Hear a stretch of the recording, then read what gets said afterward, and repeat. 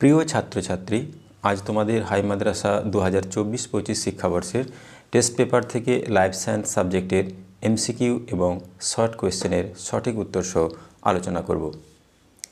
তোমরা জানো তোমাদের এমসিকিউ প্রশ্ন 15টি থাকে এবং 15-এর মধ্যে 15টি উত্তর যদি সঠিকভাবে দিতে পারো নাম্বার 15ই পাবে।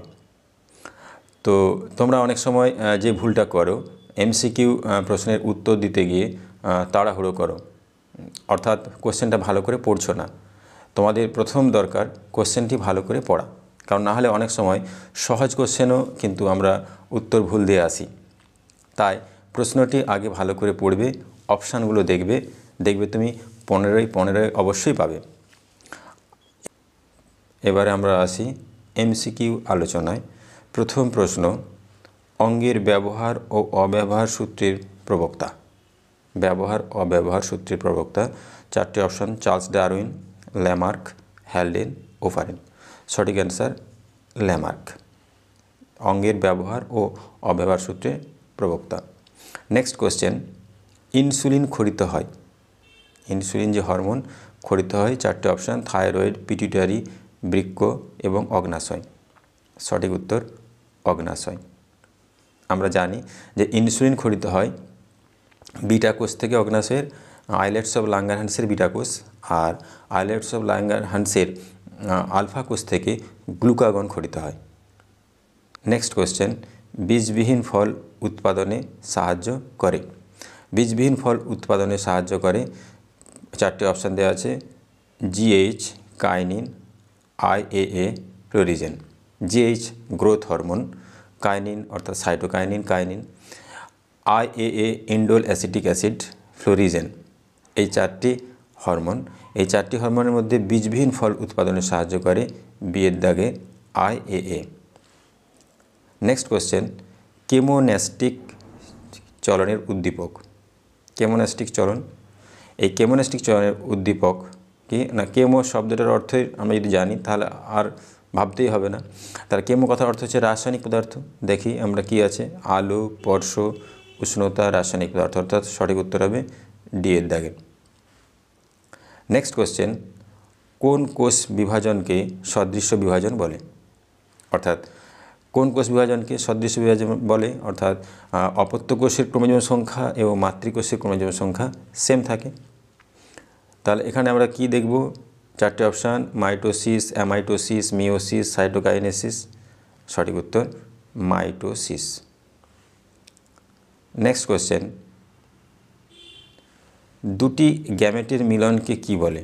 দুটি গ্যামেটের যে মিলন তাকে বলা হয় সংশ্লেষ, না অযৌন জনন, না নিষেক, না অপুংজনী। সঠিক উত্তর বি এর দাগের নিষেক। নেক্সট কোশ্চেন, স্ত্রীলোকের লিঙ্গ নির্ধারক ক্রোমোজোম কোনটি? অর্থাৎ যে স্ত্রীলোক হিসাবে সে প্রকৃতিতে আসছে তার ক্রোমোজোম কোন টাইপ, কোনটি? এখানে 4টি option: X Y, small Y, X X এবং স্মল এক্স, স্মল ওয়াই। স্ত্রীলোকের লিঙ্গ নির্ধারক ক্রোমোজোম হচ্ছে কি? এক্স এক্স, অর্থাৎ বি এর দাগের উত্তরটি সঠিক। আর আমরা জানি এক্স ওয়াই মানে হচ্ছে মেল লিঙ্গ নির্ধারক, অর্থাৎ পুরুষের লিঙ্গ নির্ধারক chromosome X Y. Next question, মানুষের অটোজমে থাকা জিন দ্বারা নিচের কোনটি নিয়ন্ত্রিত হয় না? অটোজমে থাকা জিন দ্বারা নিচের, অর্থাৎ অটোজম দ্বারা নিয়ন্ত্রিত হয় না, অটোজম ছাড়া। তাহলে অটোজম ছাড়া কি আছে? Sex chromosome. তাহলে কি আছে না? এখানে আছে রোলার জীব, হিমোফিলিয়া, থ্যালাসেমিয়া, কানের মুক্তলতি। রোলার জীব, হিমোফিলিয়া, থ্যালাসেমিয়া, কানের মুক্তলতি। এখানে অটোজমে থাকা জিন দ্বারা নিচের কোনটি নিয়ন্ত্রিত হয় না? অর্থাৎ অটোজম দ্বারা নিয়ন্ত্রিত হয় না, সে হচ্ছে সি এর দাগ, অর্থাৎ হিমোফিলিয়া। হিমোফিলিয়া অটোজম দ্বারা নিয়ন্ত্রিত রোগ না। রোলার জীব, থ্যালাসেমিয়া, কানের মুক্তলতি এগুলো অটোজমের সঙ্গে সম্পৃক্ত। নেক্সট কোশ্চেন, সমসমস্ত ক্রোমোজোম জোড়ায় নির্দিষ্ট লোকাসে বর্তমান থাকা বিকল্প জিন জোড়াকে কি বলে? সমস্ত ক্রোমোজোম তার যে নির্দিষ্ট লোকাস অর্থাৎ যেখানে জিন থাকে, লোকেশান অর্থাৎ অবস্থান করে যেখানটায় জিন ক্রোমোজোমের, সেই জায়গাকে লোকাস বলে। সেইখানে যে থাকা বিকল্প জিন জোড়া, তো বিকল্প অল্টারনেটিভ যে জিন আছে তাকে কি বলে? লোসাই না জিনোটাইপ না অ্যালিল না হোমোজাইগাস? সঠিক উত্তর বি অ্যালিল। নেক্সট কোশ্চেন, যে প্রাণীকে জীবিত জীবাশ্ম বলা হয়, অর্থাৎ এখানে 4টি অপশান আছে, লিমুলাস, এলিফাস, ইকুয়াস না কোনোটি নয়? সঠিক উত্তর জীবিত জীবাশ্ম লিমুলাস। নেক্সট কোশ্চেন, অন্ধকারে দেখতে সাহায্য করে, অন্ধকার হয়ে গেলে দেখতে সাহায্য করে, রড কোষ না উভয়ই না কোন কোষ না কোনটি নয়? অন্ধকারে দেখতে সাহায্য করে এ রড কোষ। আমরা রড কোষ মনে রাখা সহজ, কারণ রড কোষকে যদি আমরা টিউব লাইটের সঙ্গে তুলনা করি, টিউব লাইট একটা লম্বাটে রডের মতো দেখতে, তাহলে আমরা জানবো যে টিউব লাইট কখন জ্বালানো হয় না যখন অন্ধকার হয়। তাহলে অন্ধকারে দেখতে সাহায্য করছে ঠিক টিউব লাইট যেমন আমাদের আলো দিয়ে, ঠিক তেমনি রড কোষও আমাদের অন্ধকারে দেখতে সাহায্য করে। এই জন্য দেখা যায় যে নিশাচর প্রাণীর মধ্যে রড কোষের পরিমাণ বেশি থাকার ফলে তারা সহজেই রাতের বেলা তাদের শিকার ধরতে পারে। নেক্সট কোশ্চেন, পায়রার শ্বসনকে বলা হয় নিষ্ক্রিয় শ্বসন, এক শ্বসন না মন্থর শ্বসন না দ্বি শ্বসন? সঠিক উত্তর ডি দ্বি শ্বসন, অর্থাৎ ডাবল রেসপিরেশন। নেক্সট কোশ্চেন, যে প্রক্রিয়ায় উদ্ভিদ প্রাণীর মৃত দেহাবশেষ থেকে অ্যামোনিয়া উৎপন্ন হয় তাকে কি বলে? ডিনাইট্রিফিকেশন, নাইট্রোজেন আবদ্ধকরণ, নাইট্রিফিকেশন না অ্যামোনিফিকেশন? সঠিক উত্তর ডি অ্যামোনিফিকেশন। নেক্সট কোশ্চেন, তাজমহলের সৌন্দর্য বিনষ্ট হওয়ার কারণ, যমুনার জল দূষণ না শব্দ দূষণ না অ্যাসিড বৃষ্টি না সবগুলি? সঠিক উত্তর বি অ্যাসিড বৃষ্টি। নেক্সট কোশ্চেন, হাঁপানি বা অ্যাজমা রোগ আক্রান্ত হয়, তোমরা অনেকেই জানো হাঁপানি বা অ্যাজমা রোগ আক্রান্ত হয় কোন জায়গায়? সহজেই বুঝতে পারো, শ্বসনতন্ত্র না রক্ত সংবহনতন্ত্র না পরিপাকতন্ত্র না রেচনতন্ত্র? সঠিক উত্তর শ্বসনতন্ত্র, বা অনেক সময় এটা ফুসফুস অপশানও থাকতে পারে। তাহলে আমাদের 15টি এমসিকিউ কমপ্লিট হলো, আশা করি তোমরা বুঝতে পেরেছ। এরপর অতি সংক্ষিপ্ত প্রশ্নের উত্তর 2 দাগের এবং বিভাগ খ থেকে। প্রতিটি প্রশ্নের মান 1 এবং এখানে 26টি প্রশ্ন দেয়া থাকে, তার মধ্যে থেকে 21টি প্রশ্ন উত্তর দিতে হয় তোমাদের। আর এখানে এই 21টি প্রশ্নের মধ্যে আমরা দেখব 4 রকমের প্রশ্নের উত্তর করতে হয়। প্রথমে আমরা দেখতে পাবো শূন্যস্থানমূলক প্রশ্ন। প্রথম প্রশ্ন, ACTH নিঃসৃত হয় ড্যাশ গ্রন্থি থেকে, অর্থাৎ গ্রন্থির নাম জানতে চাওয়া হয়েছে। তো ACTH নিঃসৃত হয়, সঠিক উত্তর হচ্ছে পিটুইটারি গ্রন্থি থেকে। অর্থাৎ আরেকটা বলতে পারি আমরা যে পিটুইটারির অগ্রখণ্ড থেকে। তাহলে আরও কনফার্ম জায়গা বলে দেওয়া হচ্ছে যে পিটুইটারির অগ্রখণ্ড থেকে নিঃসৃত হচ্ছে কি ACTH। এরকম হরমোন আরও নিঃসৃত হয় পিটুইটারির অগ্রখণ্ড থেকে, সেটা হচ্ছে STH, TSH, GTH। অর্থাৎ যদি অন্যরকম প্রশ্ন থাকে যে ACTH এর বদলে বলা থাকে যে পিটুইটারি গ্রন্থি থেকে খরিত হয় এমন হরমোনের নাম লেখো, তাহলে তোমরা ACTH পাবে STH, TSH, GTH এগুলো লিখতে পারবে। আর যখন তুমি শূন্যস্থান পূরণমূলক প্রশ্ন করবে তখন শূন্যস্থানে যে জায়গাটা যে শব্দটা আমরা বসাচ্ছি তার নিচে আন্ডারলাইন করে দেবে। নেক্সট কোশ্চেন, মেরুদণ্ডী প্রাণীদের ভ্রূণের পরিস্ফুরণ ও বৃদ্ধির সময় ড্যাশ কোষ বিভাজন ঘটে? কোষ বিভাজন আমরা জানি 3 রকম আছে, অ্যামাইটোসিস, মাইটোসিস এবং মিওসিস। তাহলে এখানে কি হবে উত্তর? সঠিক উত্তরটি না, মেরুদণ্ডী প্রাণীদের ভ্রূণের পরিস্ফুরণ ও বৃদ্ধির সময় অর্থাৎ ডেভেলপমেন্ট এবং গ্রোথের সময় ভ্রূণের, তখন কোন ধরনের কোষ বিভাজন ঘটে এই 3 প্রকারের মধ্যে? না মাইটোসিস কোষ বিভাজন। নেক্সট কোশ্চেন, ড্যাশ ফুলে অসম্পূর্ণ প্রকটতা দেখা যায়? এটা তোমাদের বংশগতি চ্যাপ্টার থেকে প্রশ্ন। অর্থাৎ কোন ফুলে? না সন্ধ্যা মালতী ফুলে। সন্ধ্যা মালতী ফুল ছাড়াও তোমরা বলতে পারবে স্ন্যাপড্রাগন, অথবা যদি প্রাণীর কথা বলো তাহলে অ্যান্ডুলেসিয়ান মুরগির কথা বলতে পারো, তাদের মধ্যেও আমরা অসম্পূর্ণ প্রকটতা দেখতে পাই। পরের প্রশ্ন, ঘোড়ার বিবর্তনের আদিমতম পূর্বপুরুষ ঘোড়ার যে বিবর্তন হয়েছে, আজকে যে আমরা যে আধুনিক ঘোড়া পেয়েছি তার পূর্বপুরুষ অর্থাৎ আদিমতম পূর্বপুরুষ হলো ইওহিপ্পাস। আর যদি বলা হয় যে আধুনিক ঘোড়া, তাহলে আধুনিক ঘোড়া হচ্ছে ইকুয়াস। নেক্সট কোশ্চেন, মটর গাছের অর্বুদে বসবাস করে ড্যাশ ব্যাকটেরিয়া। অর্বুদে ব্যাকটেরিয়া বসবাস করে, আমরা মটর গাছের অর্বুদে বসবাস করে মানে আমরা জানবো যে মিথ্যজীবী ব্যাকটেরিয়ার কথাই জানতে চেয়েছে। অর্থাৎ মিথ্যজীবী ব্যাকটেরিয়া কে আছে? রাইজোবিয়াম। তাহলে এখানে হবে রাইজোবিয়াম। তারপরে কোশ্চেন, ত্বকের ক্যান্সার ঘটায় ড্যাশ। ত্বকের ক্যান্সার ঘটায় কি না? ত্বকের ক্যান্সার ঘটায় ইউভি রশ্মি। পরের প্রশ্নের ধরনে আমরা দেখতে পাবো যে 5টা প্রশ্নের উত্তর দিতে হবে এবং এখানে রয়েছে নিচের বাক্যগুলি ঠিক না হলে ভুল নিরূপণ করো। অর্থাৎ ঠিক ভুল নিরূপণ করতে হবে। সোজা কথায় যে বাক্যগুলো দেওয়া থাকবে এখানে, এই বাক্যগুলির মধ্যে এই কথাটি স্টেটমেন্টটি সঠিক না ভুল, অর্থাৎ এখানে বলতে গেলে উত্তর দেওয়া রয়েছে, সেই উত্তরটি সঠিক না ভুল সেটা আমাদের নির্ণয় করতে হবে। তো এখানে আমাদের প্রথম প্রশ্ন আছে, দেহের ভারসাম্য নির্ণয় করে লঘু মস্তিষ্ক। ভারসাম্য আমাদের ব্যালেন্স, যে আমাদের হাঁটা চলা করা, দৌড়ানো, এই যে ব্যালেন্স রক্ষা করছে আমাদের লঘু মস্তিষ্ক, সঠিক উত্তর অর্থাৎ ঠিক। তারপরের প্রশ্ন, মাইটোসিস কোষ বিভাজনে ক্রসিং ওভার ঘটে। মাইটোসিস কোষ বিভাজনে ক্রসিং ওভার ঘটে আমাদের জানতে হবে। আমরা জানি যে মাইটোসিস ও মিওসিস এই দুই প্রকার কোষ বিভাজনের মধ্যে ক্রসিং ওভার ঘটে মিওসিস কোষ বিভাজনে। তাহলে মাইটোসিস কোষ বিভাজনে ক্রসিং ওভার ঘটে এখানে লেখা আছে, তাহলে এটা কি ভুল। তারপরে প্রশ্ন, গোলাকার বীজ প্রকট বৈশিষ্ট্য। গোলাকার বীজ অর্থাৎ মটর গাছের যে 7 জোড়া বৈশিষ্ট্য আছে তার মধ্যে এই বীজের একটা বৈশিষ্ট্য গোলাকার। এই গোলাকার বীজ প্রকট বৈশিষ্ট্য, ঠিক। এরপরে আছে মটরের পত্রে আকর্ষ থাকে। মটরের পত্রে আকর্ষ থাকে অর্থাৎ আকর্ষের সাহায্যে অন্য কোনো অবলম্বনকে জড়িয়ে ধরতে পারে। সেই আকর্ষটা তৈরি হয়েছে কিভাবে? না মটরের পত্র থেকে, সঠিক অর্থাৎ ঠিক। নেক্সট কোশ্চেন আমরা চলে যাব, এখানে দেখতে পাবো যে অ্যাজোটোব্যাক্টর মিথোজীবী ব্যাকটেরিয়া।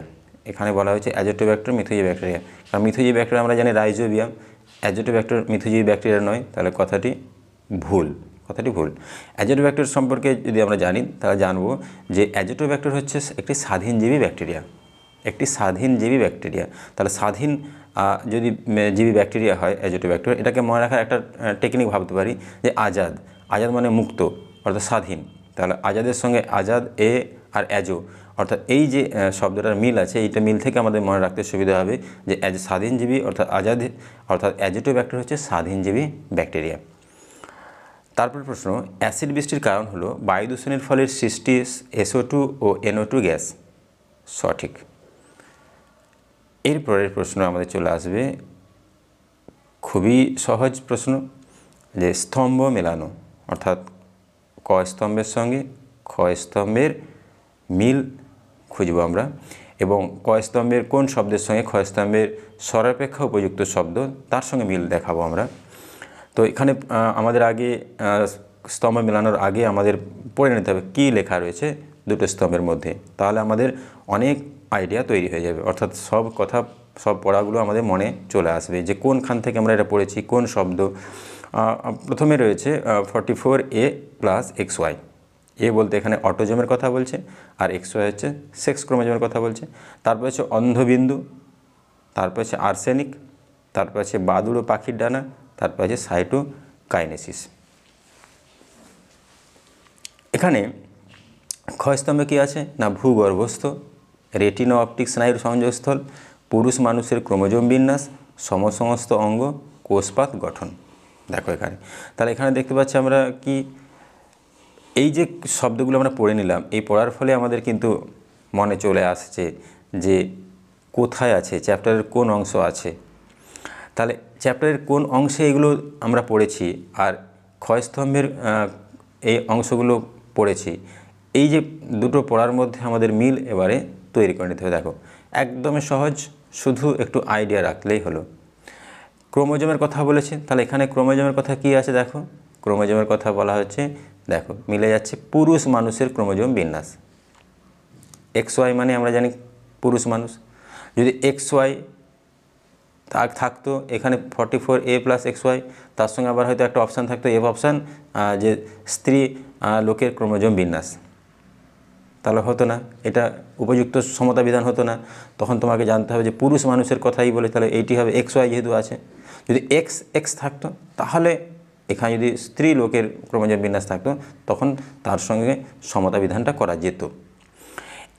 তাহলে বোঝা গেল যে 44A প্লাস XY এটি হচ্ছে সঠিক উত্তর, অর্থাৎ ম্যাচিং হবে কার সঙ্গে, পুরুষ মানুষের ক্রোমোজোম বিন্যাস। অন্ধবিন্দু অর্থাৎ সেই বিন্দুতে কোনো প্রতিবিম্ব তৈরি হচ্ছে না, কোথায় সেটা, না রেটিনা ও অপটিক স্নায়ুর সংযোগস্থল, অর্থাৎ রেটিনা ও অপটিক স্নায়ুর সংযোগস্থলে কোনো ছবি তৈরি হয় না, চোখের মধ্যে কোনো ছবি তৈরি করতে পারে না, তো সেই জন্যই তাকে বলা হচ্ছে অন্ধবিন্দু। এবারে আর্সেনিক আছে, আর্সেনিক কি না, আর্সেনিক একটি দূষক। তাহলে এখানে কি দেখব, কি আছে, কোষপাত সমস্ত অঙ্গ, এইগুলো তো দুটো হয়েই গেছে, তাহলে কি বাকি রইল ভূগর্ভস্থ, তাহলে আর্সেনিক হচ্ছে ভূগর্ভস্থ, অর্থাৎ ভূগর্ভস্থ জল থেকে আমরা আর্সেনিক পাই। এরপরে আসছে বাদুড়ের এবং পাখির ডানা, কি না সমস্ত অঙ্গ, বাদুড় ও পাখির ডানা সমস্ত অঙ্গ, সহজে জানতে পারছি আমরা ম্যাচিংটা। আর যদি বলতে সমাবৃত্তীয় অঙ্গ তাহলে হতো না, কারণ সমাবৃত্তীয় মানে কি, একই কাজ করবে তারা, তাদের কাজটা একই, তাদের উৎপত্তি গঠন ভিন্ন। আর সমস্ত মানে অঙ্গ মানে হচ্ছে তাদের উৎপত্তি এক, গঠন একই রকম, কিন্তু কাজ ভিন্ন। এরপর আছে সাইটোকাইনেসিস। সাইটোকাইনেসিস আমরা কোষ বিভাজনে দেখেছি যে কোষ বিভাজনের দুটো দশার মধ্যে সম্পন্ন হয়, ক্যারিওকাইনেসিস এবং সাইটোকাইনেসিস। সাইটোকাইনেসিস মানে সাইটোপ্লাজমের বিভাজন, তাহলে সাইটোপ্লাজমের বিভাজন যখন হচ্ছে, অর্থাৎ যখন ক্রোমোজোমের ক্যারিওকাইনেসিস কমপ্লিট হবে তারপরে তো সাইটোকাইনেসিস হবে। এই সাইটোকাইনেসিস যখন হবে উদ্ভিদ এবং প্রাণীর দুরকম সাইটোকাইনেসিসের ঘটনা ঘটে। এখানে যেহেতু কোষপাত গঠন আছে তাহলে কি হবে না সাইটোকাইনেসিস কোষপাত গঠন। যদি ক্লিভেজ থাকতো তাহলে কিন্তু সেটা প্রাণীর হতো, প্রাণীদের কোষ এর সাইটোকাইনেসিস হতো, তাহলে এখানে হবে কোষপাত গঠন। একদমই সহজ, তোমাদের শুধু মনোযোগ সহকারে শব্দগুলো পড়বে, ক স্তম্ভ আর খ স্তম্ভ, দেখবে একদমই সহজ, একদমই সহজ, যে 5-এ 5 তোমরা পাবেই, এখানে কোনো ভুল হওয়ার কোনো চান্স নেই। নেক্সট কোশ্চেন, একটি শব্দে বা বাক্যে উত্তর দিতে হবে। 6টা প্রশ্নের উত্তর দিতে হবে। এই 6টি প্রশ্নের 6 নাম্বার, এখানেও তোমরা সহজেই পাবে। কি বলেছে না, একটি নাইট্রোজেনবিহীন হরমোনের উদাহরণ দাও। নাইট্রোজেনবিহীন অর্থাৎ উদ্ভিদ হরমোন, তার নাইট্রোজেন নেই সেই হরমোনের মধ্যে, তাহলে কি উত্তর হবে, সঠিক উত্তর জিব্বেরেলিন। জিব্বেরেলিন হচ্ছে নাইট্রোজেনবিহীন হরমোন। যদি বলতো নাইট্রোজেন যুক্ত হরমোনের উদাহরণ দাও, তাহলে আমরা জানি কি অক্সিন এবং সাইটোকাইনিন, তখন এই দুটো উদাহরণ আমাদের মনে রাখতে হবে। তাহলে নাইট্রোজেন বিহীনের মনে রাখতে হবে, নাইট্রোজেন যুক্তের মনে রাখতে হবে। তো নাইট্রোজেন বিহীন হচ্ছে জিব্বেরেলিন আর নাইট্রোজেন যুক্ত হচ্ছে অক্সিন সাইটোকাইনিন। আর এখানে আমাদের যেহেতু প্রশ্ন বলা হয়েছে নাইট্রোজেন বিহীন, তখন আমরা লিখব জিব্বেরেলিন। তারপর বলা হয়েছে অযৌন জননের একক কী না, অযৌন জননের একক হচ্ছে রেণু। আর যদি এখানে অযৌন জনন না বলে বলতো যদি যৌন জননের একক কী, তখন এখানে হতো গ্যামেট। মানুষের মোট ক্রোমোজোম সংখ্যা কত? মানুষের মোট ক্রোমোজোম সংখ্যা হচ্ছে 46টি, এবং সেটা সাধারণত আমরা বলি যে দেহকোষে এবং জনন মাতৃকোষে। তাহলে এখানে উত্তর হবে 46টি, আর এটা ব্র্যাকেটে যদি লিখে দেওয়া ভালো হবে 46টি দেহকোষ এবং জনন মাতৃকোষ, এই জায়গায় 46টি থাকে। আর 23টি কখন থাকে না, জনন কোষ, যখন গ্যামেট তৈরি হয়ে যায় তখন তার মধ্যে থাকে 23টি ক্রোমোজোম। তারপরের প্রশ্ন, ডারউইনের গ্রন্থের নাম কি? অর্থাৎ ডারউইন যে বিবর্তন সম্পর্কে তথ্য দিয়েছেন আমাদের, যে তার আমরা বিশেষ করে জানি যে তার প্রতিপাদ্য বিষয় হচ্ছে প্রাকৃতিক নির্বাচন, ভেরি ইম্পর্ট্যান্ট।